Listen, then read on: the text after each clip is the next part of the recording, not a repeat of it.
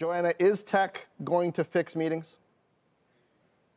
I think it broke meetings, so it's got to now fix meetings. I think that's how tech works, right? Breaks things, then fixes. But I loved what Jeff from Coursera had just said, right? Workers are demanding this flexibility, and that is the trend. So now we have this issue where we have some people in the office sitting around a conference table and some people at home. And the meetings are a mess. You are looking at sort of, I described it as a Polly Pocket situation. You're at home, you're looking at a top-down view of a conference room. You don't know who to talk to, you don't know where to talk, and ultimately nothing's really getting done at some of these meetings, especially for the people at home. So the Microsofts of the world, Google, Zoom, they're all stepping up with different types of tools. I talk about two different types of tools. There's a software solution, which is kind of a little bit odd. You bring your laptop to the meetings, and Google and Microsoft are encouraging employees at their own campuses to start doing this. And then the other solution is more on the hardware side, right? It's about upgrading those conference rooms to better AV equipment, having the cameras upgraded. These cameras are now using AI to sort of zoom in on the people who's talking. And so lots of technology being invested into this space. You're asking me if we fix it? I think there's a good chance it gets better. Okay, Joanna, this is great, except I'm kind of queasy about this approach of making the meeting worse for everybody by having them on laptops, even if they're physically present. It seems like a lot of leaders are trying to figure out, are laptop meetings going to be the norm for meetings, or are they a tool for a little extra stuff? But let's be fair to the people who are remote. It just doesn't feel sustainable to me.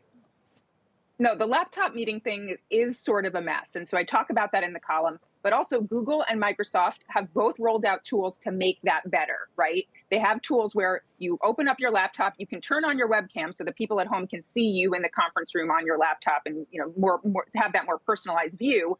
Or you can turn that off and you can just participate in the meetings with chats and that kind of thing. Now, this is not sort of new. Before pandemic, we were all in our meetings on our laptops, distracted and not really focused on the meetings. So that's my biggest concern about the laptops, to be honest. Joanna, it kind of feels to me like workers want hybrid work, but a lot of executives and CEOs don't actually want it to work. And you hear from some either publicly or privately say that they sort of lost the war. Their employees aren't coming in despite their wishes. So do you think if they're not on board to get this technology in place, maybe they'd be happier to sort of let the hell of the hybrid meeting exist because maybe it'll force workers to come in? Is it going to work? Well, I think it remains to be seen. But if you have workers who are just in these meetings and nothing productive's happening, you're going to have frustrated people and they're not going to be enjoying their jobs and they're not going to be productive at work. So that's not good.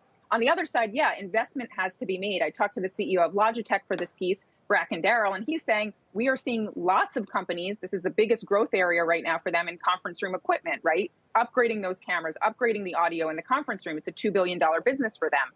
So the top brass has to start to think about what am I going to invest in to at least make these meetings more productive? Or, by the way, just don't have meetings. Right. Interesting. Maybe we don't have so many meetings. A few different things are at work. One is B of A the other day wrote that home fatigue is beginning to set in. Their survey work shows more people are interested in coming into the office. I think New York City hit 40% office occupancy, first time since the pandemic. And then there's this growing narrative, Joanna, that it will become work from home or hybrid work will become the newest form of non-cash compensation, meaning it's a perk that HR offices will use to lure you rather than pay you in stock or in cash. I wonder if you think that makes sense. No, I hear on all of those things, and I heard a lot of that during the reporting of this story. I mean, the big question becomes on the perks, how far are companies willing to go? How far are managers willing to go, right? And to bring it back to the tech here, will they have the tech tools to enable that better situation? And ultimately, managers are responsible for the productivity of their team. If they don't have the tech tools to do that, and they're not able to do that, and if the tech companies are not providing some of that, well, then, yeah, we may end up all back in the office. But we heard from the CEO of Coursera at the beginning of this segment that this is the future for the company for getting in the top talent. So really comes down to that. And I just will plug that I do not think the metaverse is the answer here.